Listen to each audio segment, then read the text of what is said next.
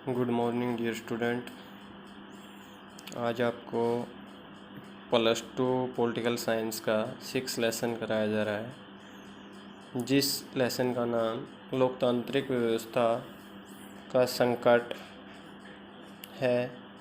इस लेसन का नाम पहले क्लियर कर देते हैं, उसके बाद इस लेसन में आपका ज़्यादातर पूरा लेसन जो लोकतंत्र शासन प्रणाली होता है उसका जिक्र किया गया है कि इसमें किस तरीके से लोकतंत्र जो शासन है वो संकट में आ जाता है, फिर उसके पुनः स्थापना कैसे होती है। तो जो संकट आता है लोकतंत्र प्रणाली का, उसके क्या क्या कारण होते हैं, इसके एक्सप्लेन किए जाएंगे ये पॉइंट। तो इसमें पहले मैं आपको सबसे पहला पॉइंट लेके चलता हूँ कि वचनबद्ध नौकरशाही का अर्थ। पहले नौकरशाही किसे कहते हैं ये बोल देते हैं। नौकरशाही जो सरकार का शासन चलाने में मदद करते हैं, कह सकते हो कि जो ए ग्रेड के अधिकारी होते हैं, IAS IPS होते हैं, तहसीलदार वगैरह होते हैं, प्रशासनिक अधिकारी जो होते हैं, उन पदों को नौकरशाही बोला जाता है, जिनको सरकार के प्रशासनिक समस्याओं का या कह सकते हो कि प्रशासनिक कार्रवाई का सारा ज्ञान होता है, उनको नौकरशाही बोला जाता है। अब वचनबद्ध आ जाता है। वचनबद्ध का मतलब होता है कि किसी विशेष व्यक्ति या किसी विशेष पार्टी, सत्तादल पार्टी के कहने पर काम करना, जैसा पार्टी कहे वैसा ही काम करना। तो ये होता है वचनबद्ध नौकरशाही का अर्थ। वैसे ही कि प्रशासनिक संगठन है, इनको राजनीति में भागीदारी नहीं होती है। इनका ये शपथ दिलाते टाइम भी इनको ये कहा जाता है कि किसी भी सत्ता दल से या किसी भी राजनीतिक पार्टी से आप उनके हित में नहीं रहेंगे, उनसे आपका कोई लेना देना नहीं होगा। अब नौकरशाही का अर्थ और स्वरूप पे नेक्स्ट पॉइंट आपका लेके चलते हैं। नौकरशाही का अर्थ मैं आपको पहले बता चुका हूँ कि नौकरशाही किसे कहते हैं। अब इसका स्वरूप आता है कि इसमें किस तरीके की क्या क्या चीज़ें होती हैं।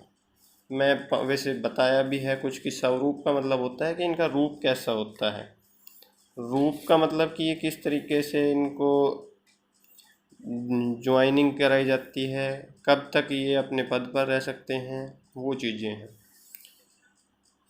एक नौकरशाही का मीनिंग मैं आपको बताया, IAS IPS अधिकारी या कह सकते हो कि फर्स्ट ग्रेड के अधिकारी होते हैं, उनकी जो ज्वाइनिंग होती है वो कम से कम 3-4 चरणों से गुजरने के बाद होती है। उन 3-4 चरणों में उनकी मौखिक भी होती है, लिखित परीक्षाएं भी होती हैं, इंटरव्यू भी होता है, और उनकी सारी एक्टिविटी को ऐड किया जाता है, और वो एक निश्चित उम्र तक अपने पद पर बने रहते हैं। उनका सरकार बदलती रहती है, लेकिन उनके पद पर कोई प्रभाव नहीं पड़ता। यहाँ तक कि उनको हटाने की प्रक्रिया भी बहुत जटिल है। एक प्रकार से कह सकते हो कि जिस प्रकार से राष्ट्रपति को हटाया जाता है, महाभियोग चलाया जाता है, उसी तरीके से इन नौकरशाही पदों पर जो IAS IPS होते हैं, इनको हटाने की प्रक्रिया होती है। तो इनको हटाने की प्रक्रिया भी बहुत जटिल है। तो ये इनका स्वरूप है। निश्चित इनका कह सकते हो कि किसी विशेष पार्टी का लगाव नहीं होता है। नेता होते हैं, 5 साल के लिए चुन के आते हैं, फिर हो सकता है नेक्स्ट 5 साल के बाद जब दोबारा चुनाव होते हैं तब वो सरकार बने या ना बने, तो इनको अपना नौकरशाही जो पद होते हैं, इनको अपना पूरा प्रशासन का देख कर चलना पड़ता है। समाज का, देश का विकास, देश के हित में कार्य करते हैं। तो इस तरीके का ये था नौकरशाही का अर्थ। उनका स्वरूप में आपको बताया कि किस तरीके से क्या कहा जाता है। एक थोड़ा सा इनका और थोड़ा मैं एक्सप्लेन करना चाहूँ तो वो जो मेन शब्द का बता देता हूँ कि नौकरशाही शब्द का क्या अर्थ है।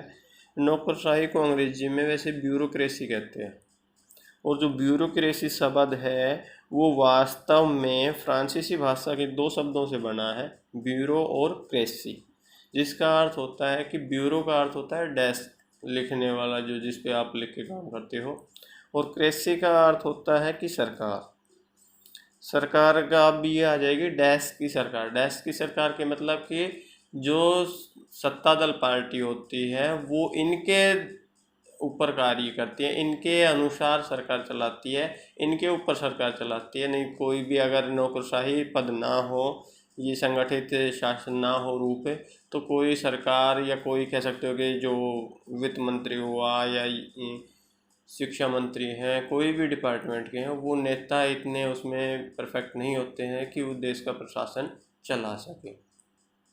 तो उनको सारे जो नेता हैं उनको जो सलाह दी जाती है वो इन बड़े बड़े अधिकारियों नौकरशाहियों के द्वारा उनको सलाह दी जाती है, उसके अनुसार वो कार्य करते हैं। कुछ डिसीजन नेता अपने डिपार्टमेंट के अधीन खुद भी लेते हैं। अब नेक्स्ट आता है कि वचनबद्ध न्यायपालिका तथा सरकार द्वारा प्रयोग। वचनबद्ध न्यायपालिका का इसमें कहा गया है कि वचनबद्ध न्यायपालिका को सरकार द्वारा क्या क्या उपयोग किए गए। उपयोग का मतलब है कि भाई उपाय क्या किए गए कि सरकार न्यायपालिका को कैसे वचनबद्ध किया जाए। वचनबद्ध का मीनिंग मैं बता चुका हूँ पहले कि वचनबद्ध का मीनिंग होता है कि किसी को अपने अनुसार किसी से काम करवाना। तो जो सरकार के द्वारा है उसके कई ऐसे पद किए गए हैं जिनके द्वारा सरकार उनको अपने अधीन ले सकती हैं। तो इसमें मैं आपको करवाऊंगा जो पॉइंट जैसे लिख रखे हैं कि भाई नियुक्ति जो न्यायपालिका के जज वगैरह की जो नियुक्ति की जाती है वो लगभग प्रधानमंत्री का जो डिसीजन होता है वो फाइनल होता है। तो कह सकते हो कि जो सत्ता दल के नेता अगर किसी को सुप्रीम कोर्ट का जज बना रहे हैं, नियुक्त जज के पद पर नियुक्त करते हैं, जबकि इनकी नियुक्ति में कह सकते हो कि राष्ट्रपति के अधीन माना जाता है कि राष्ट्रपति नियुक्ति करते हैं, लेकिन सत्ता दल की पार्टी के जो प्रधानमंत्री होते हैं उनकी इसमें काफ़ी अहम भूमिका होती है। तो इस प्रकार से भी किसी ऐसे जो सत्ता दल के नज़दीकी होता है जज, उसको अगर नियुक्त किया जाता है तो वो कह सकते हो कि उसी के कहने पर फिर वो कार्य करते हैं। कुछ जहाँ तक कि न्याय को हस्तक्षेप करने में भी शामिल होते हैं। एक वरिष्ठताओं की अनदेखी में मीनिंग है कि जैसे अगर किसी भी गवर्नमेंट पद में एक सीनियरिटी के हिसाब से प्रमोशन किया जाता है, सीनियरिटी के हिसाब से पहले जिसकी पहले ज्वाइनिंग होती है, जो अधिक सर्विस होती है वो उसका प्रमोशन पहले होता है, फिर उसके बाद वाले का होता है, इस तरीके से होता है। लेकिन यहाँ वरिष्ठता को अनदेखी करना कहने का मतलब कि जो काफ़ी जिसको 15-20 साल का जज का एक्सपीरियंस है हाई कोर्ट में, और उसको सुप्रीम कोर्ट का मुख्य जज न बनाते हुए केवल 5 या 10 साल के एक्सपीरियंस वाले को ही सुप्रीम कोर्ट का जज बना दिया जाए, मुख्य जज न्यायाधीश बना दिया जाए, तो ये आती है कि वरिष्ठता की अनदेखी। तो इस आधार पर भी जब नियुक्ति करता है राष्ट्रपति करता है, राष्ट्रपति भी लगभग सत्ता दल का ये होता है कि राष्ट्रपति जब देश का नागरिक होता है वो हालांकि किसी पार्टी से संबंधित नहीं होता, देश के हित में कार्य करता है, लेकिन कहीं ना कहीं वो सत्ता दल की पार्टी से ओतप्रोत होता है। तो उस प्रकार से न्यायपालिका को वचनबद्ध होने की संभावना बढ़ती है। कार्यपालिका द्वारा विरोध का मतलब है कि जब कार्यपालिका का काम हो, 3 पॉइंट मैंने बताए होंगे, न्यायपालिका, कार्यपालिका, विधानपालिका का या विधायिका का मीनिंग कहा जाता है कि वो कानूनों का निर्माण करती है, कार्यपालिका उनको लागू करती है, और न्यायपालिका अगर उन कानूनों का कोई उल्लंघन करता है तो उनको दंड का प्रावधान करती है। तो इस तरीके से कार्यपालिका द्वारा विरोध, जब न्यायपालिका द्वारा कोई डिसीजन दिए जाते हैं, कोई रूल रेगुलेशन बनाए जाते हैं या कोई फैसले दिए जाते हैं, उनका कार्यपालिका विरोध करती है और उनको लागू करने में कह सकते हो कि मनमानी तरीके से लागू करती है या उनका विरोध करती है, उनको रद्द भी करने की कोशिश करती है। तो इस तरीके से भी न्यायपालिका के ऊपर दबाव बनाया जा सकता है। नेताओं द्वारा न्यायाधीशों की आलोचना, जब कई ऐसे बड़े फैसले दे दिए जाते हैं उसके बाद जो राजनीतिक दल के नेता होते हैं, चाहे वो अगर किसी के पक्ष में दिया जाता है तो वो तो आलोचना नहीं करता है, जिसके अगर लगभग विपक्ष में फैसला दिया जाता है वो उनकी आलोचनाएं करते हैं, और उनके आधार पर भी वचनबद्ध न्यायपालिका कह सकते हो कि सरकार के अधीन काम कर सकती है, सरकार के वचनबद्ध न्यायपालिका हो सकती है। एक नेक्स्ट आपका है कि गुजरात का नवनिर्माण आंदोलन ये हुआ था 1970 के दशक में, लगभग 1975 में 74-75 में। उसमें हुआ क्या था कि गुजरात में जो कॉलेज वगैरह थे, यूनिवर्सिटी वगैरह थे, उनमें बच्चों के खाद्य पदार्थ के हॉस्टल जो सामग्री हॉस्टल में रहते थे, उनकी जो कैंटीन वगैरह थी, उनमें खाद्य पदार्थ पर 20% का एकदम वृद्धि कर दी गई थी। तो उसके ऊपर उन छात्रों में असंतोष पैदा हो गया और उस असंतोष ने कह सकते हो कि कुछ आंदोलन का रूप लिया और आंदोलन इतने व्यापक रूप में फैल गया कि वहाँ पूरे गुजरात में आंदोलन फैल गया। ये आंदोलन ज़्यादातर कह सकते हो कि जो उन नेताओं के, उन समर्थक के विरोध में था जो हरित क्रांति और श्वेत क्रांति का समर्थन कर रहे थे। तो ये था गुजरात का नवनिर्माण आंदोलन। इस छोटा सा पॉइंट है, इसी के ऊपर कहा गया है इसको। यहाँ तक कि घटना इतनी बड़ी थी कि जो प्रेजेंट टाइम के गुजरात के मुख्यमंत्री थे चिम्मन भाई पटेल, उन्होंने अपने पद से त्यागपत्र देना पड़ा था। इसके बाद है कि आपातकाल लागू करने के कारण कि देश में 1975 में आपातकाल लागू किया गया 25 जून 1975 को।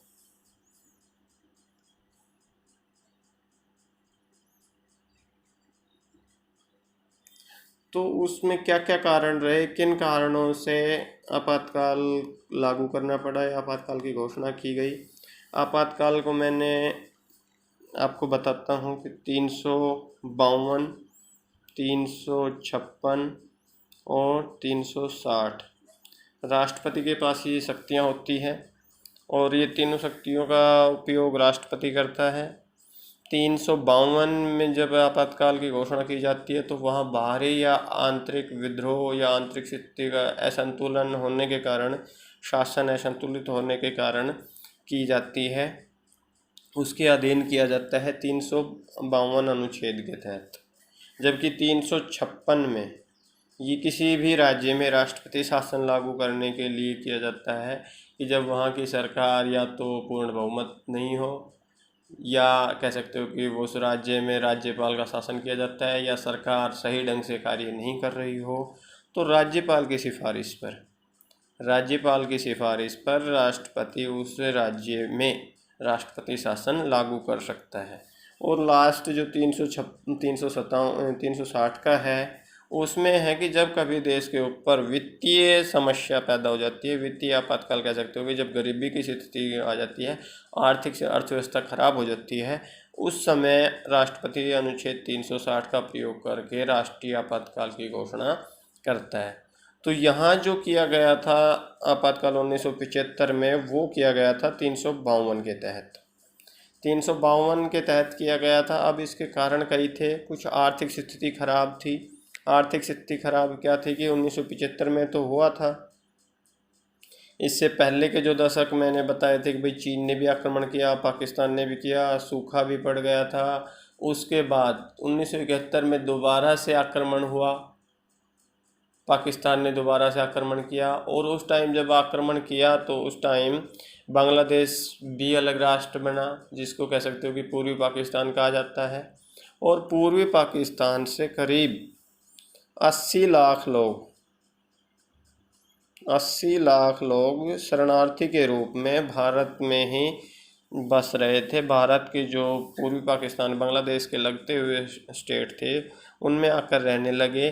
तो भारत के सामने 80 लाख लोगों के लिए खाद्य सामग्री का प्रबंध करना, जबकि उनके रहने सहने का प्रबंध करना, तंबू वगैरह लगाना, इसमें काफ़ी पैसे खर्च हो गए थे। और उससे पहले जो युद्ध हुआ उसमें भी अधिक धन खर्च हो गया था, जिससे कि देश में कह सकते हो आर्थिक स्थिति खराब होती जा रही थी। एक जो ऊपर मैंने बताया गुजरात का आंदोलन, नवनिर्माण आंदोलन, उसके कारण भी कि जहाँ भी सरकार का उथल पुथल हुआ, शासन अच्छे तरीके से नहीं चल रहा था। बिहार में भी गुजरात वाली ही कंडीशन थी, यहाँ पर भी खाद्य सामग्री वगैरह में वृद्धि की गई, उसके द्वारा इनमें विरोध हुआ था। रेलवे की हड़ताल, रेलवे में भी ऐसे ही किया गया था। रेलवे के कुछ कर्मचारियों ने कह सकते हो कि हड़ताल की और उसमें जो इनका नेतृत्व किया था, रेलवे की हड़ताल हुई थी मई 1974 में जॉर्ज फर्नांडिस के नेतृत्व में। वहाँ उनके कुछ वेतन भत्ते वगैरह, बोनस वगैरह को लेकर हड़ताल की गई थी, जिसके विरोध में उन्होंने ये हड़ताल की। उसके बाद कि बिना किसी परिणाम के 20 दिन की हड़ताल के बाद 20 दिन की हड़ताल के बाद बिना एग्रीमेंट, बिना समझौते के इस हड़ताल को ख़त्म कर दिया गया। लेकिन देश में एक अराजकता की भावना फैल गई देश में, लोगों में, और इससे भी व्यवस्था खराब हुई। न्यायपालिका और सरकार के बीच संघर्ष। न्यायपालिका और सरकार के बीच संघर्ष में कह सकते हो कि जब न्यायपालिका और सरकार में ये फैसला लिया गया, संविधान का निर्माण किया गया था, उस समय की बात ये कहा गया कि भारत में जैसे लोकसभा है, राज्यसभा है और 2 ही सदन है, लेकिन अमेरिका में जैसे संसद को 3 सदस्यीय रखा गया है, वहाँ न्यायपालिका को भी तीसरा पद स्थान दिया गया है, तीसरा सदन कहा गया है। तो इस तरीके से उनमें विरोधाभास हुआ कि भारत में न्यायपालिका को स्वतंत्र होना चाहिए। अगर उसमें संसद का तीसरा स्तंभ माना जाता है तो उसको हस्तक्षेप कह सकते हो कि निष्पक्षता से कार्य नहीं कर पाएगी न्यायपालिका। तो इस पर भी विरोधाभास से कह सकते हो बीच में सरकार के और न्यायपालिका के बीच में संघर्ष होगा कि भाई सर्वोच्च किसे समझा जाएगा, न्यायपालिका को सर्वोच्च माना जाए या फिर सरकार को सर्वोच्च माना जाए। क्योंकि अब मेन जो कानून वगैरह बनाती है वो संसद से बनते हैं, लेकिन जो आपके मेन मौलिक अधिकार वगैरह है उनकी सुरक्षा कह सकते हो कि सर्वोच्च न्यायालय करता है। यहाँ तक कि ये अनाउंस किया गया है कि संसद कानूनों का निर्माण कर सकती है, लेकिन भाग 3 संविधान के भाग 3 में है आपके मौलिक अधिकार, संविधान के भाग 3 से कोई छेड़छाड़ नहीं कर सकती है और जो अधिकार नागरिकों को दिए गए हैं उनको कम या बत्ती नहीं कर सकती है। तो ये इस तरीके से था। एक जो काफ़ी अहम पॉइंट रहा आपातकाल का वो था 6 पॉइंट, श्रीमती इंदिरा गांधी के निर्वाचन को अवैध घोषित करना। उस समय चुनाव हुए तो इंदिरा गांधी जी सांसद चुने गए, लेकिन उनके ऊपर मुकदमा चलाया गया और इस मुकदमे में 12 जून 1975 को इलाहाबाद हाई कोर्ट ने श्रीमती इंदिरा गांधी जी के निर्वाचित पद को, या कह सकते हो कि सांसद के पद को अवैध घोषित कर दिया गया कि भाई इन्होंने ये चुनाव गलत तरीके से जीता है या इन्होंने जो अपना डाटा दिया था इसमें वो गलत दिया था, अपने शक्ति का दुरुपयोग करते हुए उन्होंने इसकी आलोचना भी, नौकरशाही की भी आलोचना की थी। तो इस तरीके से उनको सांसद 12 जून 1975 को इलाहाबाद ने फैसला दिया। जस्टिस थे जगमोहन लाल सिन्हा और उन्होंने ये फैसला किया कि श्रीमती इंदिरा गांधी जी को अवैध रद्द कर दिया जाएगा, संसद की योग्यता ख़त्म कर दी जाएगी और अगले 6 साल तक संसद की किसी भी कार्रवाई में भाग नहीं ले सकते, यहाँ तक कि कह सकते हो कि चुनाव भी नहीं लड़ सकेंगी। तो इसके कारण फैसले 2 ही हुए कि यदि अगर उनको सदस्यता रद्द कर दी जाती है तो हो सकता है, ऑप्शन था कि भाई 6 महीने में दोबारा चुनाव हो और दोबारा चुनाव में जीत जाए तो फिर भी प्रधानमंत्री बन सकती थी, लेकिन एक दूसरी जो कंडीशन थी कि 6 साल के लिए, 6 वर्ष के लिए संसद की सदस्यता से वंचित कर दिया, तो उस कंडीशन में तो वो दोबारा प्रधानमंत्री बन ही नहीं सकती थी। क्योंकि संसद में जो प्रधानमंत्री बनता है वो तो या तो लोकसभा में चुना गया हो या राज्यसभा के सांसद के रूप में चुना गया हो, लेकिन श्रीमती इंदिरा गांधी जी के लिए तो 6 वर्ष के लिए संसदीय सदस्यता के लिए ही बैन कर दिया गया था कि संसद की सदस्य ही नहीं हो सकती। तो इस कह सकते हो कि इस फैसले से श्रीमती इंदिरा गांधी काफ़ी तिलमिला उठी थी और उन्होंने इस फैसले को सुप्रीम कोर्ट में चुनौती दी और चुनौती दी तो सुप्रीम कोर्ट ने भी 24 जून को उसी फैसले को स्थगित करते हुए उसमें कुछ संशोधन करते हुए कहा गया कि प्रधानमंत्री के पद पर बनी रह सकती है जब तक कि पूर्ण कार्रवाई नहीं की जाती है, पूर्ण जांच नहीं की जाती, प्रधानमंत्री के पद पर बनी रहेगी, लेकिन किसी भी अधिवेशन की बैठक में भाग नहीं ले सकती, ना ही कोई मतदान कर सकती है। तो इस तरीके से इन कह सकते हो कि दागपूर्ण छवि होने के कारण श्रीमती इंदिरा गांधी कहीं तानाशाह के प्रवृत्ति में उनका स्वभाव बदल गया और उस तरीके से उन्होंने उस टाइम जो राष्ट्रपति थे फ़खरुद्दीन अली अहमद, उनसे कहने के बाद 25 जून 1975 को राष्ट्रपति शासन लागू करवाया। यहाँ तक ये कह सकते हो कि वो इतना बड़ा कानून ये कुछ नहीं था कि जिसके ऊपर इससे पहले राष्ट्रपति शासन लागू करने का कारण, इससे पहले जब भी राष्ट्रपति शासन लागू किए गए वो हमेशा युद्ध की स्थिति में लागू किए गए थे। जब चाहे चाइना ने हमारे ऊपर आक्रमण किया हो या पाकिस्तान ने किया हो, युद्ध की सिचुएशन में ही आपातकाल की घोषणा की गई थी। लेकिन ये कह सकते हो कि निजी कारण से श्रीमती इंदिरा गांधी ने निजी कारण को देश की समस्या बताते हुए, देश के आपातकाल को बताते हुए पद का दुरुपयोग किया। अब ये सारी चीज़ें होने के बाद अब नेक्स्ट पॉइंट आता है कि भाई जो संघीय स्तर पर 1975 में प्रथम गैर कांग्रेसी सरकार के गठन के कारण कि 1975 में जो संघीय स्तर कहा गया है कि केंद्रीय स्तर पर पहले ये 1900 आज़ादी के बाद 1977 में पहला जो चुनाव था वो गैर कांग्रेसी पहला ही चुनाव था जिसमें गैर प्रधानमंत्री बने थे। उसके क्या क्या कारण थे कि आज़ादी के बाद 1947 के बाद 1977 में गैर कांग्रेसी सरकार का गठन कैसे हो पाया। पहला कारण था उसका कि 1975 में आपातकाल की घोषणा कि जो इंदिरा गांधी ने जो खुद की समस्या थी, निजी समस्या थी उसकी, जो सांसद पद से उसको निर्वाचन जो हुआ था उसको रद्द कर अवैध घोषित कर दिया था, उसको उसने देशव्यापी व्यवस्था खराब किया, देश की समस्या बताकर पद का दुरुपयोग किया, जिसके कारण भी लोगों में असंतोष फैल गया था। एक परिवार नियोजन भी उन्होंने लागू किया। परिवार नियोजन में ये था कि जैसे ऑपरेशन जनसंख्या पर कंट्रोल करना था, लेकिन वहाँ कुछ सीमित लोगों का डाटा कलेक्ट करने के बाद ही करना था कि जिसके अधिक बच्चे थे उनका ऑपरेशन करना था। लेकिन वहाँ कुछ ऐसी वहाँ केवल उनको टारगेट पूरा करने के रूप में इस योजना को लिया गया, परिवार नियोजन योजना को। और उन्होंने जो जवान थे या फिर बच्चे थे, बूढ़े थे, उन्होंने सिर्फ किसी को भी उठा के और उनकी नसबंदी कर देते थे, जिससे भी लोगों में कह सकते हो कि उनके प्रति आक्रोश पैदा हो गया था और उनसे दूरियां बननी शुरू हो गई थी। संजय गांधी का असंवैधानिक मुखिया बनना। संजय गांधी जो कांग्रेस पार्टी के काफ़ी उच्च नेता थे या कांग्रेस शासित राज्यों के मुख्यमंत्री थे, उनको अपमानजनक कुछ त्रुटियाँ कह सकते हैं, अपमान करना उनका या अपमानजनक बातें कहना और उनको बीच सभा में ही उठा देना या उनकी बेइज्जती करना, इस तरीके के बिहेव से भी जो बड़े बड़े नेता थे वो कांग्रेस पार्टी से दूरी बनाते चले गए। और जो नेक्स्ट चुनाव हुए उसमें से जो कह सकते हो कि ये 1977 में छठी लोकसभा चुनाव हुए थे, इसमें गैर कांग्रेसी सरकार के चुनने में मदद मिली।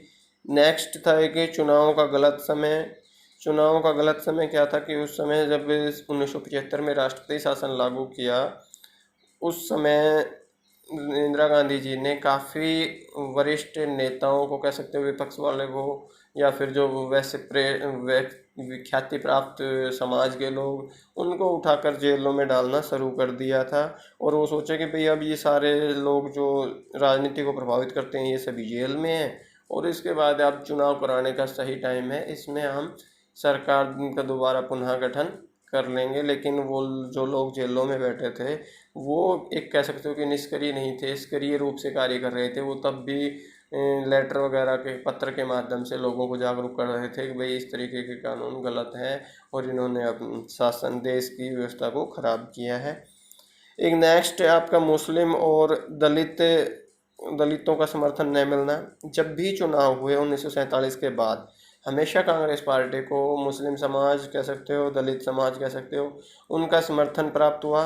लेकिन जिस तरीके से इन्होंने 1975 में राष्ट्रपति शासन लागू किया, आपातकाल की घोषणा की, उसके दौरान सभी सामाजिक व्यक्तियों को, दलित समाज के हो चाहे मुस्लिम हो, उनको परेशान किया गया, उनके साथ दुर्व्यवहार किया गया। तो उनके कारण उन्होंने 1977 के जो छठे आम चुनाव हुए उनमें उन्होंने कांग्रेस पार्टी का समर्थन नहीं दिया और इस कारण भी 1977 में पहले गैर कांग्रेसी सरकार का गठन किया गया। एक मीशा कानून भी 1975 में ही इन्होंने किया था, जिसमें किसी को बिना कुछ कारण बताए, बिना किसी दोष के उसको उठाकर जेल में डाल दिया जाता था, जिस कारण भी इनका विरोध हुआ। कह सकते हो कि इंदिरा गांधी जी के ये सारी बातें विपक्ष में हुई।